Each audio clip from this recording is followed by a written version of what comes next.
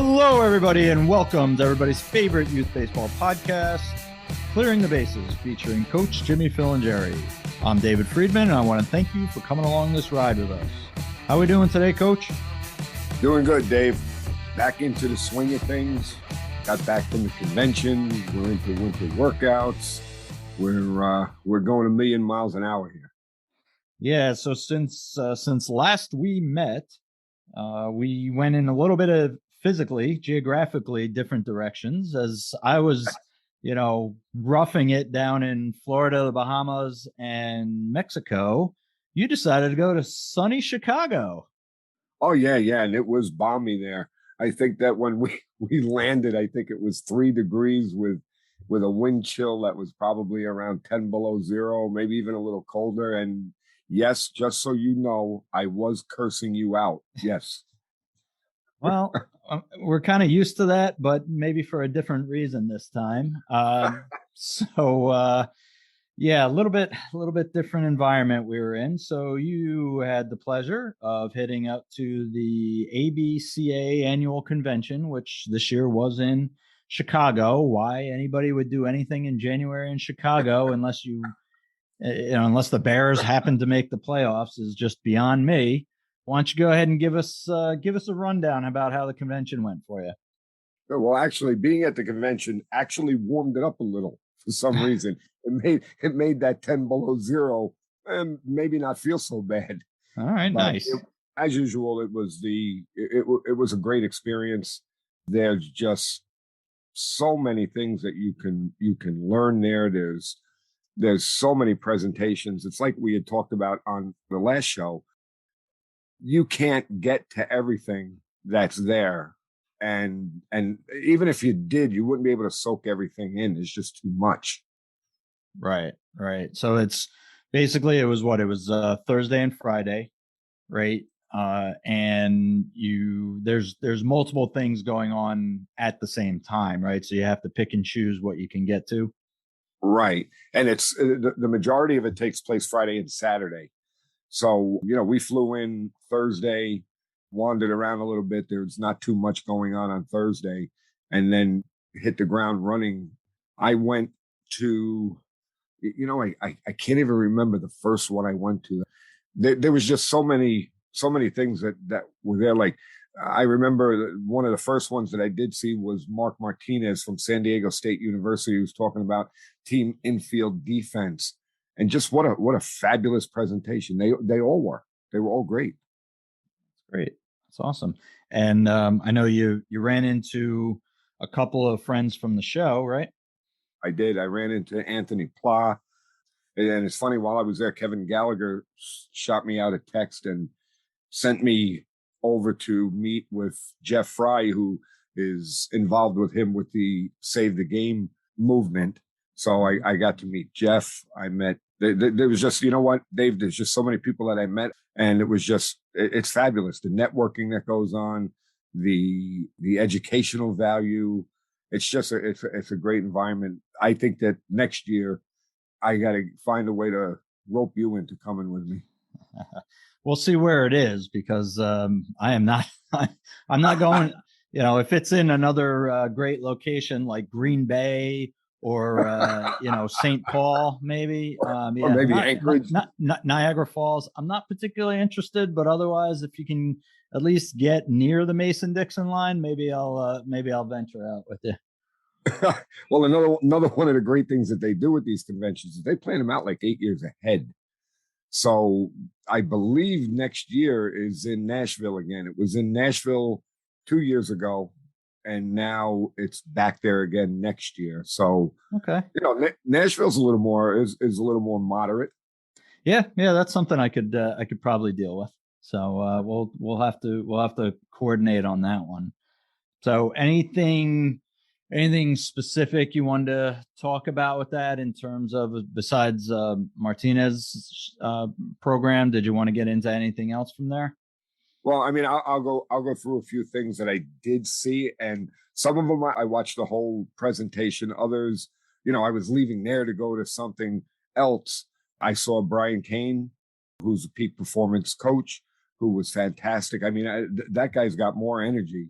He's all over the stage, and just what a great message, and what a great presenter he is. So, everybody out there, if you ever get a chance, go online, look up Brian Cain. You'll really like his stuff. He's very good. There was Jeff Pickler, who gave of the Cincinnati Reds, gave a presentation on game day strategies, which was really good. I didn't see all of that one. The one that I missed, and I'm really, really disappointed in, is Darren Fenster of the Boston Red Sox. He did one on isolating the outfielder, about developing outfield play, and he's a great person to go and see and listen to. And I wasn't able to get there. Who else? Let's see. Who else did I go and see? I went to a few of the youth coaches stuff. I listened to Lauren Johnson, who was another mental performance coach, Todd Fine from USA Baseball, Gabe Ortiz from COFA. I hope I pronounced that right. COFA High School, or might be CAFA High School in California. Again, it was on outfield play, ton of drills. And in his presentation, there were a couple of things that he does that it differs from what I do. And, it's something that I'm going to take a look at, and I might adopt. Very good presentation. Well, that's great. And it's something we talk about all the time, is always being open to other people's ideas and methodologies. And, why else go to these things if you're not going to be looking for help and listening to them and helping yourself and your teams? Yeah. What I do is, when I'm there, I keep my phone with me, and I take out my notepad on my phone, and I just sit there and I just jot down. I would say that I probably filled up, between all of those presentations, I don't even know how many pages. I just kept writing and writing and writing. And I hope that the presenters don't think I was being rude, because I'm looking at my phone the whole time. It must have looked like I was texting someone. They probably figure, you probably had a flip phone or something at your age, so they probably weren't too concerned about that. But no, that's cool. It sounds like a great opportunity. As I kind of ease my way back into coaching and getting a little more serious about it this year, it is something that, in all seriousness, I wish I could have foreseen, going to something like that. And I definitely will be interested in going next year, and hopefully for years to come. So we'll revisit that. Yeah, there's so much to learn, and we talk about it all the time, about being, a lifelong learner and having that growth mindset. And, it's there in real life. And I think we had said before that for the presentations that are missed, probably the beginning of February, sometime in February, the ABCA will release those presentations in video format on their website. And if you attended the convention, you could get all of these videos for free, and you could watch them all. And I can't tell you how beneficial that has been to me as a coach over the years, of just watching those videos and learning from these people. It's a lot easier, obviously, when you have the video. Like, if I need to write something down, I can stop. Right. Yeah, that's one of the things I know, just from my normal work life, that it was kind of balancing out. You want to listen, you want to absorb everything, but in order to absorb everything, you got to write some of the stuff down, take some notes, but then you're missing what's being said at that time as you're kind of checking over your notes, and it can get into a little little hectic battle going on in your mind for some of those things. So having that opportunity, that's great that they do those tapings. Plus, again, obviously can't be in two places at once. So, that's great that you'll have the opportunity to go back and watch and listen to them. Yeah. And I would say to all of the youth coaches out there are people there that are high level coaches, and somebody will be giving a presentation, and the front row will be filled with high level college coaches. So even these guys, who are the best at what they do, are sitting there listening to these presentations, because they know that they may learn something from whoever that person is talking to make them a better coach. So I think that everybody needs to understand that no matter what level you're at, you're never done learning. Never. You're always trying to learn more and get better, that 1% better every day. Well, it's what we preach all the time here at Clearing the Bases. So hope it's good to see that the guys that are at much higher level than us are following that same philosophy. So it just gives us a little more reinforcement for our message. So that's fantastic. So let's go on to you had a couple of topics that you wanted to talk about, and let's dive in. Something we have brought up multiple times on this show. A lot of things just they need to be hammered down, but we do talk about something that can be a powerful tool, and it can also be a major negative for coaches and players and parents, probably especially parents. Ego. It is something that we both are pretty well on the same exact page where it comes to having to set aside your ego in order to make yourself the best coach that you can be. Absolutely. And one of the things that you and I talk about all the time is, good ego versus bad ego. And I don't really see it that way, like there's a good ego or bad ego. What I really see it as somebody who's confident and somebody who's overconfident. Yeah, I mean it's kind of just the level that you let it out.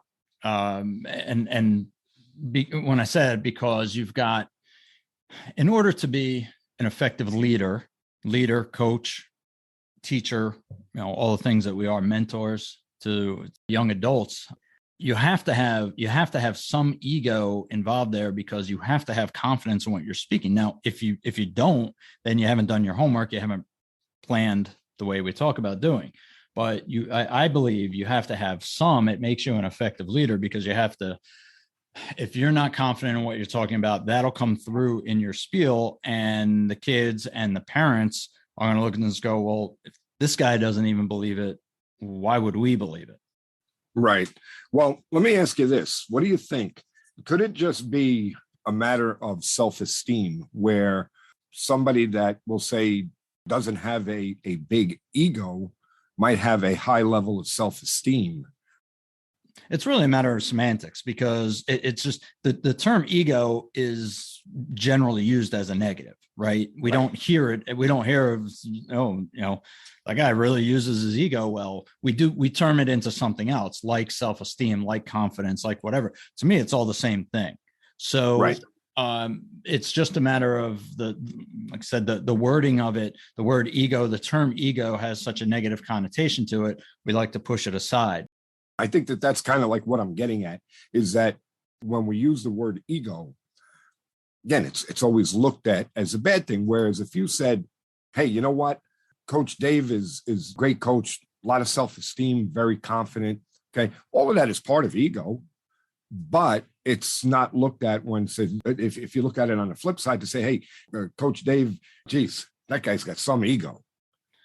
Well, yeah. And it's something I've dealt with that from the business side of things. But that's because I know my job and I know what I'm doing. So I have never taken that as a negative, even though society, I probably should, because that's the way society means it. But at the end of the day, as long as I'm not obnoxious about it and I'm not telling somebody, hey, I'm right because I said it, then to me that's not an issue. But I understand where you're coming from, and it is something we have to be willing to put it aside. Like I said, whatever title it comes under, we have to be able to put it aside. Just like you talked about at the convention, you've got all these guys that you as high of a level of coaching as you've done, you could still learn a ton of things from them. So you got to put your ego aside to listen to them. They're putting their ego aside to listen to somebody else. And right. Isn't that, again, what I'm sure we're both on the same page, that's what's helped make them as good as they are, is because they're willing to do that. Oh, I definitely see it that way 100%, where, if you are a very egotistical and we'll say egotistical in the arrogant way, then yeah, you are definitely cutting off your ability to learn, because in your mind, you're the best thing on the face of the earth. You know it all already. Whereas I think that coaches that are successful are willing to learn, like we talk about all the time, and they understand that to be the best they can be, they have to be open to other people's ways of thinking and procedures and the way they do things, instead of just saying, no, this is my way. I know everything and I'm just going to do it my way.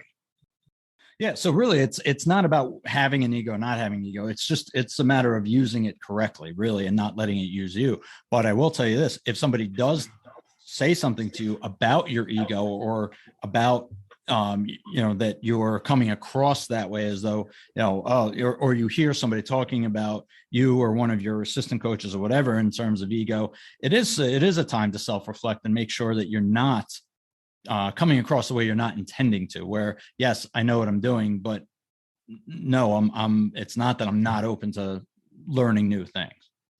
Yeah. I mean, understanding your limitations and knowing how to raise that bar to become better than you are. You know what? We could actually go there where if you have an attitude that you want to try and be the best that you could possibly be, then I don't see how you could be that quote unquote arrogant ego person. It's the person that thinks he's already the best that he could be and is not open to other people's thoughts and ways of looking at things. That I think that's where the problem comes in, because believe me, I've been around a lot of people that have a lot of ego. And I could tell you something right off the bat, that most of the guys that have those kind of egos are lacking in many, many areas. Yeah, I can tell you flat out in my life, most of the times where I've heard somebody, whether it was about me or about somebody else, talking about that person, how conceited they are, whether they use the term ego or not, obviously it's where they were leading up. Most of the time that people are saying that, it's because they're being corrected. So it's their own ego is coming out when they're talking about the other party. Like, oh, you think you know all the right answers. You don't want to listen to anything. I know what I'm doing. I don't need your help. Well, wait a minute. Didn't this just get completely turned around then? So, it really is. And this is, I guess, one place that the two terms would be different is, having the confidence to not only know what you know, but to know what you don't know. And so that's where confidence and ego could be separated, where you go, okay, listen, I know what I'm doing works, but maybe it's not the best. Right. Maybe I can make it better by tweaking it. What do you have to say? Right. Well, I mean, the other thing too is like that example that you just gave. I look at it like, I'm just going to listen to what you have to say. I'm not going to argue with you about it. I'm going to listen to what you have to say, and then I'll make my decision on my own. You know what I mean? In other words, there really shouldn't be that fight there of, I know more than you, you know more than me. Stop. We all need to learn. Yeah. I mean, and I can tell you, I'll let you in a little secret. It's how I get people to do what I want them to do most of the time, is because I word it in such a way where I'm checking in with them to see if they agree with what I'm doing, as opposed to telling them they have to agree with what I'm doing. So, right. Saying something and saying, does that make sense to you? Do you understand why I'm saying it this way? Do you see the logic in what we're doing? And when you pose it like that, where you're checking in, you want their approval. And you can even, so there's times, I'm sure you've dealt with this before, not asking to name names, but I'm sure even with the players, there's certain players that you have to kind of talk to that way because they think they know whatever. And like, okay, yes, what you're doing is working, but maybe you could get an extra 3 miles an hour on your fastball. You could get, you could drive that ball 20 feet further if you're doing this with your hips or whatever. And so sometimes it's not even whether or not, who knows more. A lot of times, and this, I guess, is a different topic, but it's not just what you say, but how you say it. The old thing our mothers used to yell at us about, oddly enough, that still rings true. What I could say in regards to that is my approach to what you just said, whether it be a player or it be a coach, is I'm going to just give you my opinion, and then you do what you want with it. If you want to go with it, like you said, in other words, do this, that, or the other thing, and we'll get 3 miles an hour on your fastball. Well, I put it out there. If you want to listen to it, great. Right. If you don't want to listen to it, it's up to you. One of the other things too with and this is something. But hold on a second though. I want to touch on that though, because as a coach, is that really the attitude that you take? Because I would think you'd have to be a little bit more strong-handed in terms of this is the right way to do it, as opposed Absolutely to just not. Nope, absolutely not. I know you, this is good. We're going to get into a little battle here. I like this. Absolutely not. And you could ask any of my players that I've coached throughout the years, and I will tell them, I'm going to lead you to water, but I can't make you drink. Okay, so I'm going to explain. But you're not giving up at that point either. You're not completely going with, well, do what you want after that. You're still going to continue to try to correct the behavior, or improve the performance. To a certain point, yes. Okay, I'm going to try. I think we're talking about two different things, maybe. Yes, I'm going to try and hammer home my point. And if I see the player is working on it and trying to do it, okay, then yes, I'm gonna be with him over and over and over again to help him to achieve what we're trying to achieve. But if I'm instructing him to do something a certain way, and I notice that as soon as I walk away, he's like going back to what he was doing before. He's not even trying. Well, no, then I'm not gonna force it down his throat. It's, hey, what do you want me to tell you? If you can't perform, I'm trying to help you. No, I know it's not a matter of forcing it. I just, the way you sounded like you were going to be so nonchalant about, hey, I'm going to instruct you, do it or don't do it. I know that can't be what your true methodology is there. I wouldn't want anybody to get the wrong idea there. So, but also, Dave, you want to know something that's pretty much on a case by case basis, because some players, I might do that. I might just say, here it is, whatever it be, your body language, your attitude, whatever is going on tells me that you're looking at me saying, yeah, coach, get lost. My trainer told me to do this, that, or the other thing. Then I'm like, hey, if that's what your trainer told you, then good, go with it. And we'll see what happens. And again, maybe that's where I don't have a very big ego. I don't care whether you listen to me or not. See, I don't like when I don't, because I don't like when you go, I don't care, because here you go. I don't care whether you listen to me or not. I know you care. You want, because you want them to, because you want them to be better. So obviously you care. And that's where, like, I think it's, again, kind of where you do yourself a little bit of a disservice by saying it that way, because like I said, there's no question to me that you care. If you didn't care, you wouldn't be doing it. It's not for the 18 cents an hour you wind up getting paid by the time all said and done.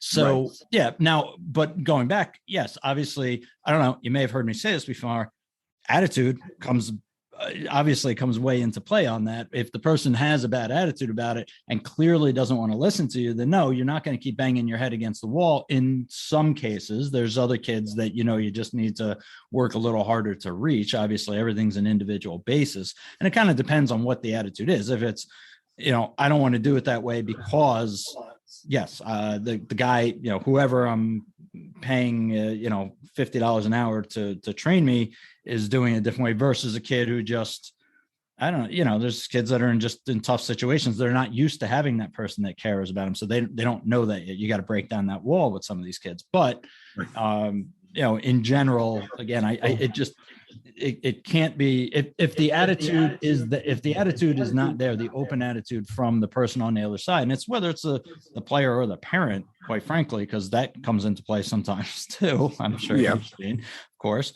But yeah, I mean, if that's not there, then there's only so much time you can spend on that, time, effort, energy that you can spend on that before it's counterproductive, because you're just going to get more frustrated yourself, but in general terms, I think I think you're selling yourself short with how much effort you put in those situations. Well, and you're 100% right. I mean, for me to say that I don't care, that's insane. I do. I care about, every single one of my players. But sometimes there comes a point where it gets very difficult nowadays, because everybody has a hitting coach, everybody has a pitching coach, and you're doing the best you can to get your point across. And again, we're talking about ego here. I'm not the type of person to puff my chest out and say my way is the right way. Tell your hitting instructor that he's wrong. I won't do that, because you know what? He has his way of thinking. I have my way of thinking. And it puts me as a coach in a tough situation. And mostly I'm talking about now my high school team, because obviously my travel players, I train them most of the time. I'm their hitting coach. But It's a tough situation, and I believe that maybe a guy with a big ego may not handle that well. Where I'm looking at it that, hey, I'm trying to help you. I'm doing everything that I can. You know what? If somebody has a better way and you think it's going to work, good. If your performance is good and it's working, great. Right. If the end result, if the proof is in the pudding and the end result works, then so be it. I wouldn't say maybe you were wrong, but maybe again, what you're doing is right, but there is still a better way. There's somebody that's more right about it. So yeah, that stuff happens. Absolutely. It could be a totally different perspective that somebody else has. Somebody else saw something that maybe I didn't see. And that's another thing when we speak about ego is I know I'm not perfect. I know that there's somebody that may have a better idea than I do, and I'm open to it. So if you can help one of my players because you're going to get 3 miles an hour on his fastball, good, let's do it. I don't need to be the guy that did it. Right. I'm going to give you a little story about something that happened talking about ego with a coach. This happened, it was quite a few years ago.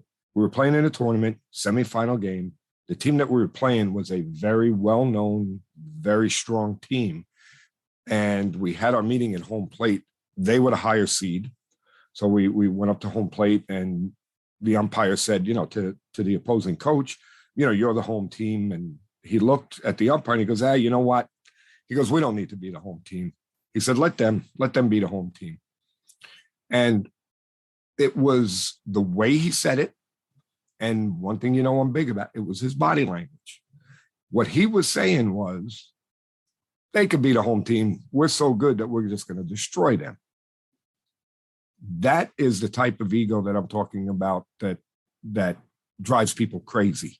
So the windup of it was, 7-inning game. I believe the score was 1-1 in the 6th inning.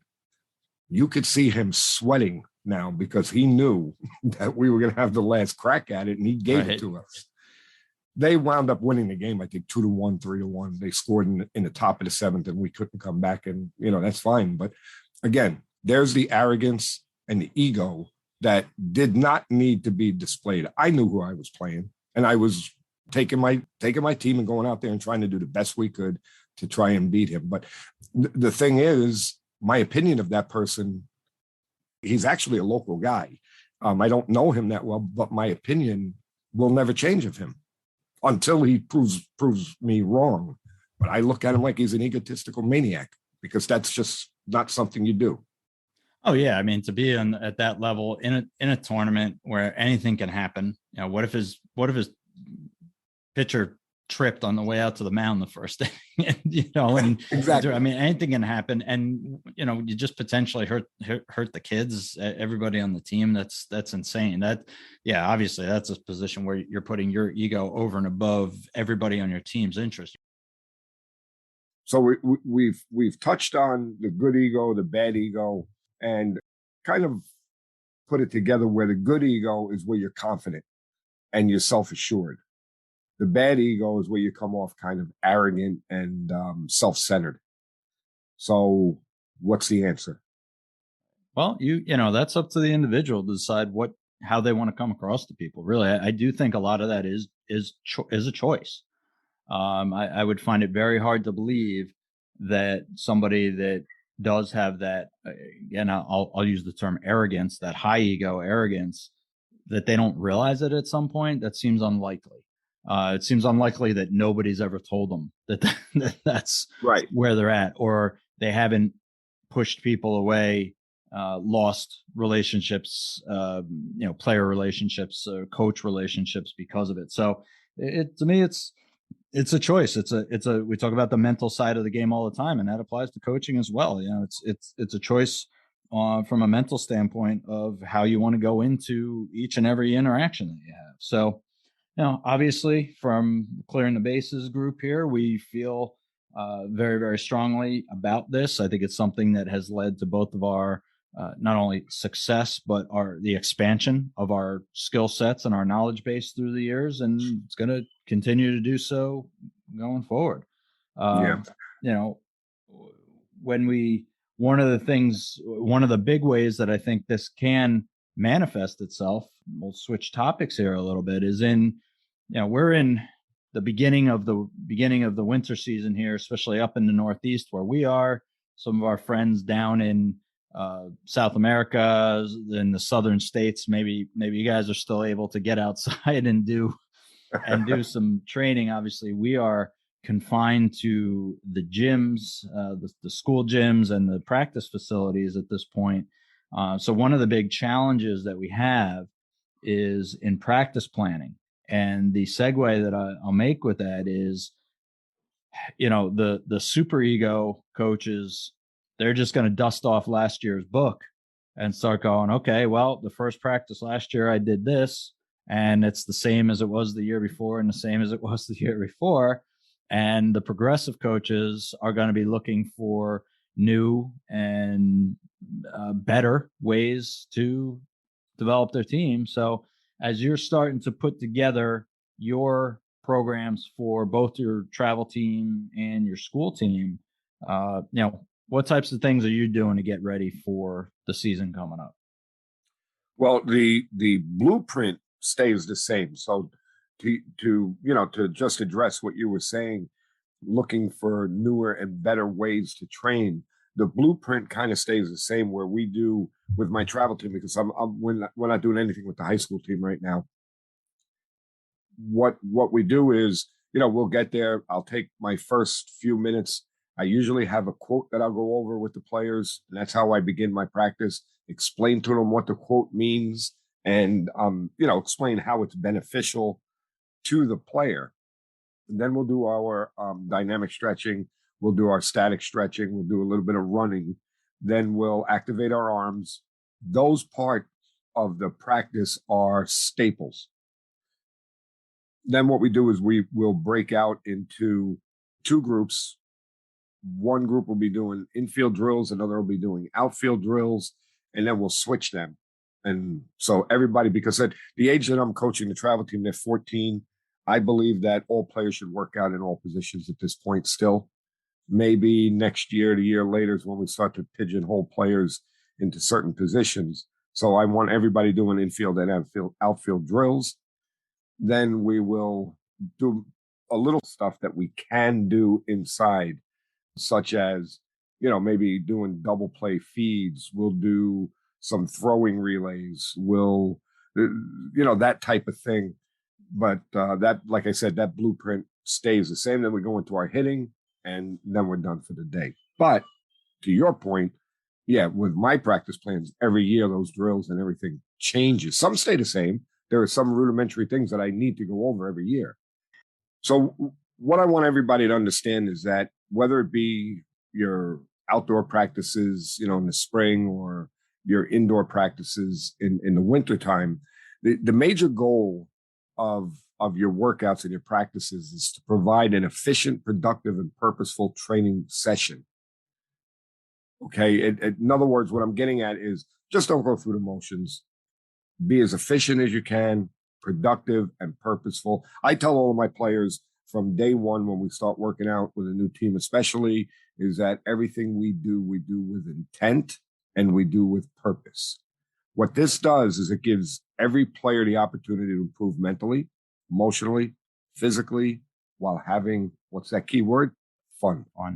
Good. So how do you set up in terms of time at this stage? So in other words, time to devote to hitting, time to devote to pitchers and catching. How do you setting up for time for infield versus outfield? Can you even do any outfield with your setup? Because a lot of the people, again, I'm sure a big part of our audience is here in the Northeast.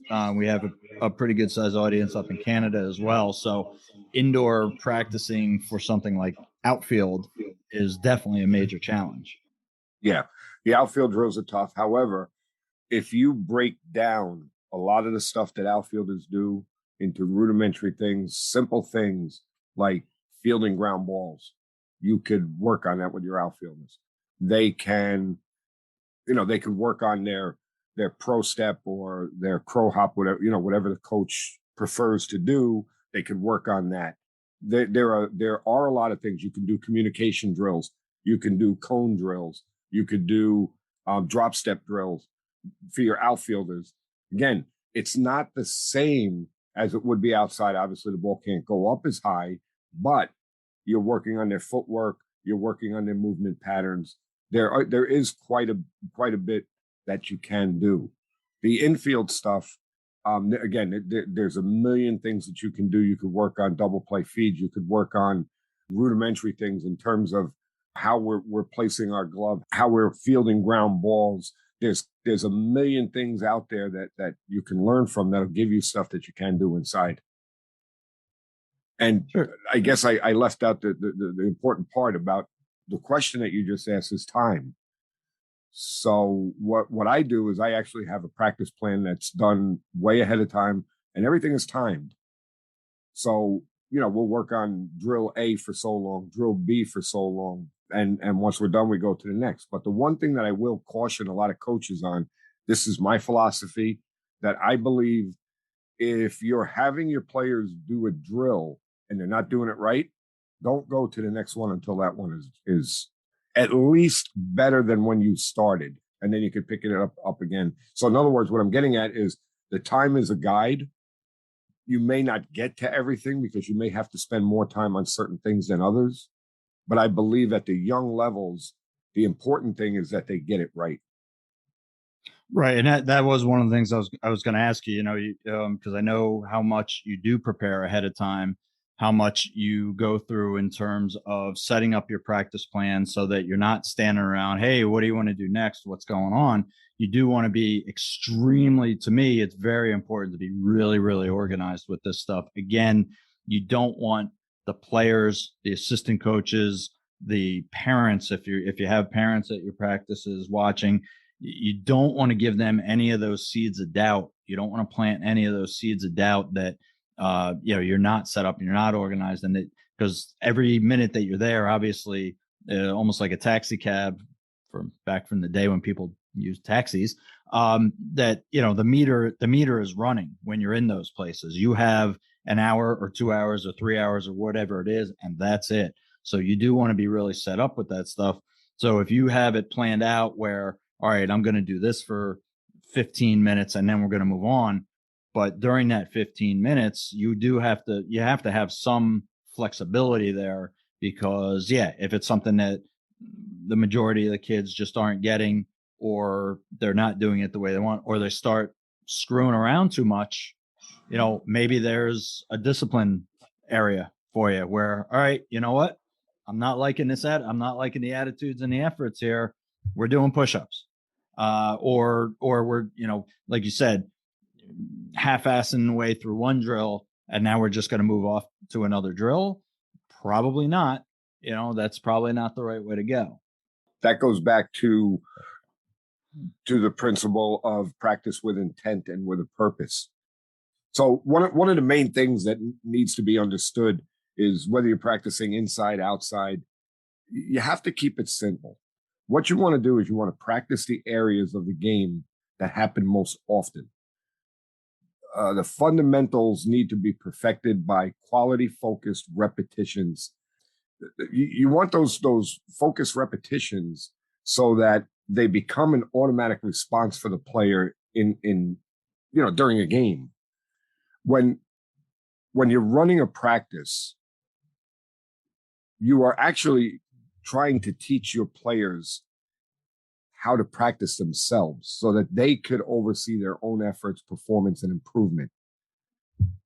That is one of the ways that I know I've done it for many years, is to actually teach my players how to run the practice so that I don't have to be at every single station. It takes a little bit of time, but I think it's very important that you teach players how to practice. Well, yeah, I mean, as unless you have 14 coaches, you can't be at every place at once. So they have to be able to do it. And it takes a certain mindset on behalf of the players. I know from my experience, setting up smaller stations so that there is more time being spent by each player is typically, for most drills, that's the best way to go. But the problem with that becomes when they are on their own, And just to use that as an example, whether it's a tee hitting off a tee drill or a soft toss drill, I would say the overwhelming majority of the time of kids at that age group, where you're talking about 14 and certainly younger than that, you could sit there if you went from a distance where they didn't know you were watching them and you watch them, the swings that they're taking and the way that their whole approach to it, it has nothing to do with what they're going to be able to do in a game. Right. So Right. being able to get that across to them is I think that's a major challenge from a coaching standpoint. Well, the way I see that, and this just happened Sunday, is that you have to be paying attention at all times, watching all of your players, because you'll set players, like you said, you set them up on a tee drill. And if you're not watching, what's going to happen is they're just going to hit the ball for the sake of hitting the ball. They won't necessarily be working on what that drill is intended to work on, to improve. And case in point, when we do our catch play in the beginning of practice, I expect my players to catch the ball a certain way. And that means, with both hands, like right in front of your chest, receive the ball, stay connected, and then throw. Well, I forgot how many kids I had last Sunday. There were quite a few. They were spread out all over the place. And there was a kid who was like on the farthest corner away from me, and he wasn't receiving the ball correctly. So, I got maybe halfway to him, and I called his name and I said, "Hey," I said, "I see you." And then he looked at me and he went, "Okay," and boom, right away he was doing it the right way. So yes, you reduce the amount of, how do I put it, the amount of lackadaisical practice by paying attention and being on top of them. Yeah, so that feeds into kind of a different topic, but it's all still part of the practices. Is, for me, we need to set the stage very early on that basically every day, every minute of every day that we're there practicing, playing games, what have you, is another opportunity to try out. And it's another opportunity to either impress us as coaches or to, put a negative out there that we're not impressed. And if the kids are not taking advantage of those opportunities, and if they're not taking it seriously, I'm a big believer in that. Don't just try to show off when your eyeballs are on you. That's not doing us any good, because because those other times when you're not getting those repetitions, that doesn't tell me that you're going to be ready to be 100% during the game. Exactly. And it also shows a player's focus and a player's drive. Once you explain it to them that, hey, I expect you to be, 100% all the time when you're at practice, then there's going to be players that have that drive that'll do it. And there'll be players that won't. To your point, yeah, it's a tryout every single time we're at practice. I'm watching everything that you're doing. And I explain that to the boys. That's all, they laugh at me when I tell them. I say, as a coach, that's all I do. I'm an observer. I'm observing what you're doing. I teach you something, and then I watch, I reinforce it, and I do everything I can to help you, but then I watch what you do with it. Right. And it's something where I'd actually gotten in a conversation with somebody on this last year, because I know I mentioned this before on the show about my philosophy on, like I said, basically for any of these types of teams, every day is a tryout. Every minute of every day that we're together is a tryout. And it's not to put undue stress on the player.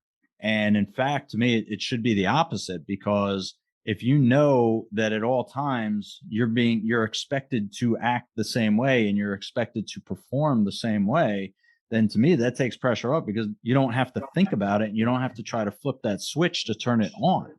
Right. True. When you have a 2-day tryout or a 3-day tryout, all the pressure's on that little time, that real small time frame. And then afterwards you make the team or whatever, then you think that, all right, now it's up. But that's not how the best of the best, as far as athletes go, that's not how that works. You have to be on at all times. And it doesn't mean that you can't make an error. It doesn't mean that you can't strike out. It doesn't mean you can't have a bad throw. It just means how do you then react to that throw? If it's no big deal, It doesn't really matter. It's only practice. It's only gym time, whatever. That's one attitude. Or it's pound the glove and get me another one, coach. I'm ready. Right. Those are two entirely different situations. And as a coach, I'm always looking for that. Sure. I tell my players flat out, I want you to work so hard that you're going to fail. And I'm going to make it so hard on you in practice that you do fail. I want you to fail. I want you to make your mistakes in practice, and we will work through them. We will get better. And this way in the game will slow down for you because we made it so tough in practice that'll be that much easier for you. As far as failure goes, if they fail in practice, it affords me the time to be able to teach them how to deal with that failure. So I want to create it in practice. I want to make it hard. Sure. I mean, it's an age-old thing as far as baseball goes. You're gonna fail way more majority of the time than you're gonna be successful. As, we think about from a hitting standpoint, obviously, hopefully not from a pitching or fielding standpoint, but from a hitting standpoint, right? A 400 batting average would be fantastic. Well, Sure. you failed 6 out of 10 times, right? Right. So, as much as we don't want to focus on batting average a la Steve Springer, but we do want to, but it is some kind of an indication when we talk about that. And when I say batting average, it's not necessarily actual batting average. It's, did you hit the ball hard 4 out of 10 times, 6 out of 10 times, 8 out of 10 times? You're still going to have some failures in there. Right. So yeah, being able to deal with those and being able to adjust so that you can be successful the next time. That's what practice is for. Exactly. Yeah. I mean, to your point, you hit the ball hard. Yeah. More times than not, especially at the level that I coach at, you hit the ball hard, you're going to have good things are going to happen. So you're going to be successful. So you shouldn't be focused on the batting average. You should be focused on hitting the ball hard, and whatever happens. You again control what you can control. You can't control what happens. Hit it hard. That's it. Right. So getting back into the practice planning. So I would say we could probably sum up with the best advice to newer coaches out there is being prepared. Just like going to take a test or anything else in your life, the better prepared you are, the better your results are generally going to be. So every practice that you're doing, and I mean, even the top programs this time of year are probably getting together 2 times a week, 3 times a week tops. Yep. Right. Yep. So to make sure you're set up and ready to go for whatever your time frame is, and to make sure that everything within that time frame is attainable, to me, that's huge. And that's probably your biggest task as a coach at this point is getting yourself prepared. And then once you do that, the times that you're spending together with the kids, that's the fun part of it. Right. Yeah. The practice plan is key. You have to have a practice plan. Otherwise you're shooting from the hip. Do your homework, have a plan, and it doesn't have to be elaborate. My practice plans, they get a little elaborate, but they don't have to be like that. You could write them on an index card. Boom, boom, boom. This is what we're doing, and just keep it in your back pocket. And this way, you have some type of script. But the best practice plans will include, all players and coaches at all times with maximum engagement. Everybody's engaged in what's going on. Maximum movement. Everybody's moving. There's nobody standing around watching. And everybody is being very physical and engaging. So when you have a limited amount of time to get together with your kids at this time of year, how much time are you spending, if any, as a group on things like strength and conditioning?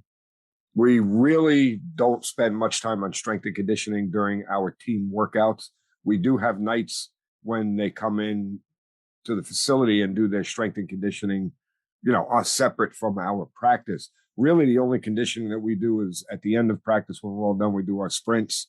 So, that's really the only conditioning component to my practices anyway. Yeah, I would assume it's really just a matter of time, right? Again, you have your 1 day or 2 days a week that you have with the kids. You need to spend that time on actual developing the baseball skills. So I know what a lot of coaches will do is they'll kind of set up a strength and conditioning, not necessarily a program, but a guideline for the kids to do on their own that they can take home and do. Because it's not like it has to be elaborate. They don't need a full gym with machines and everything. I mean, just very simple body weight exercises, burpees and push-ups and lunges and squats and things like that. You can do it all body weight wise and still develop the types of muscles and fast twitch fibers that we need to be successful. Absolutely. I agree with that 100%. But one of the things that we didn't talk about is the mental side of practice. So what made me feel really good this past Sunday was this team that I'm working with now. I worked with for like 6 weeks in the fall, and we got to practice. And right after they finished doing their stretching, they went right into their meditation, their box breathing. When they were hitting, we would have situations where they were given a 2-strike count on them, so they had to do their 6-8 breathing to calm the body down and focus on the next pitch, because it's 2 strikes. So I try to incorporate as much of the mental aspect of the game that I can into all of the drills that we do. Again, just to reinforce this so that when we do get outside, we'll work on it more. We talked about failure before. I didn't do it Sunday, but I will do it this Sunday coming up, where we will have and we've talked about this on the show before, we will have a failure station where the boys will fail, and there will be a protocol that they have to go through to, kind of flush that failure, put it behind them, and be ready to move on to the next play. Nice. So one thing you mentioned very briefly, I'm going to have you expand on a little, and this is something we can get in. We'll get into this, I'm sure, a little bit more detail down the road. But you mentioned the 6-8 breathing. For those that aren't familiar with that, why don't you go ahead and just explain what that is? Right. So what that is you inhale for 6 seconds, bring it all the way in, fill your lungs up. You hold it for 2 seconds, and then you release it for 8 seconds to make sure that you flush the whole breath out.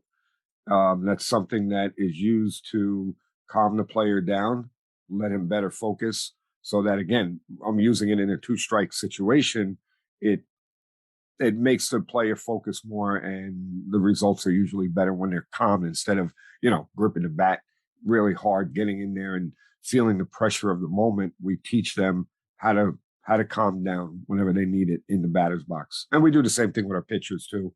Any position, doesn't matter. Yeah, it's interesting because I've heard that before as 4-7-8.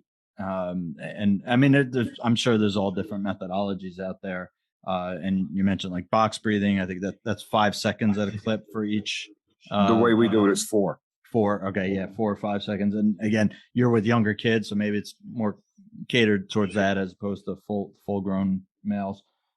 Yeah. So, I mean, whatever methodology that you have, do you have a go-to recommended site for coaches, especially, newer coaches, or even ones that are a little more seasoned, in terms of getting some of these practice drills or practice plans set up in case somebody's sitting there, I'm starting from scratch. I don't even really know where to start.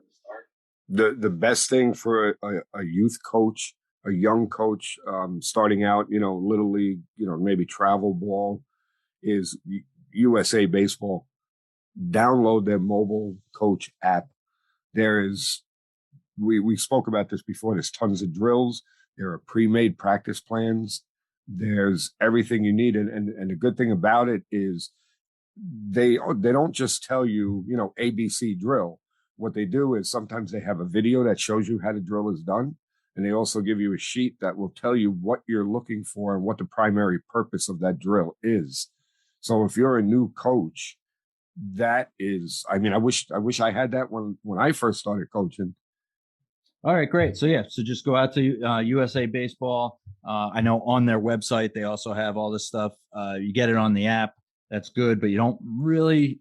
Again, kind of one of the things you were talking about, like when you were at the convention, sitting there looking at your phone. You don't want people to think you're just surfing the web or whatnot when you were doing your notes. Same thing at practice. You don't want people thinking that you're just checking your emails while you're there. So you're probably better off, just like we talk about over and over again, being better prepared to get that done and out of the way up front, and then maybe just take some notes on some crib notes on, we're going to do this first, that second, that third, with your time set up. But you can get those plans at USA Baseball, usabaseball.com, or on their app.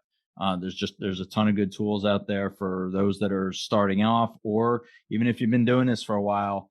They post new stuff periodically, and again, always be open to new ideas and new methodologies.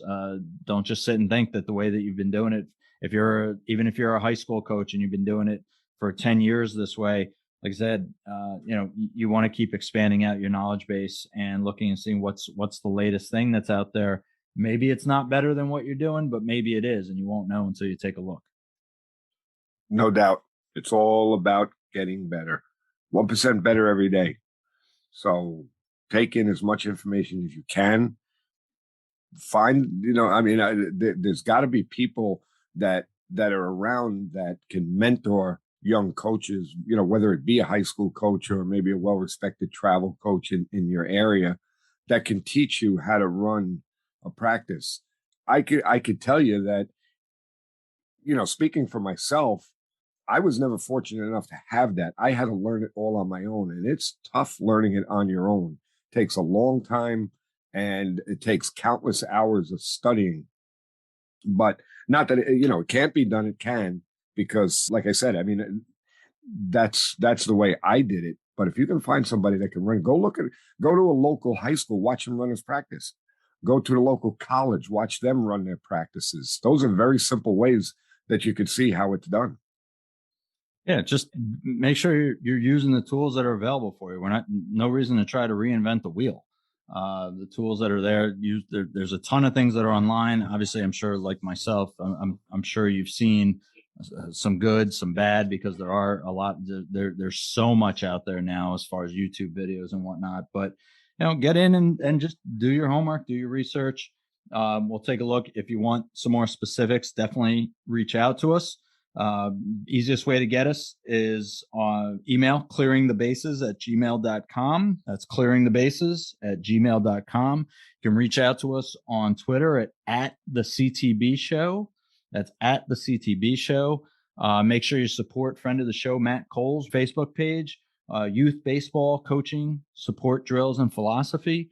He's got a great group. He runs a great program out there. There's a lot of great information there. A lot of guys that are very open to sharing their opinions and ideas on how to do these types of things.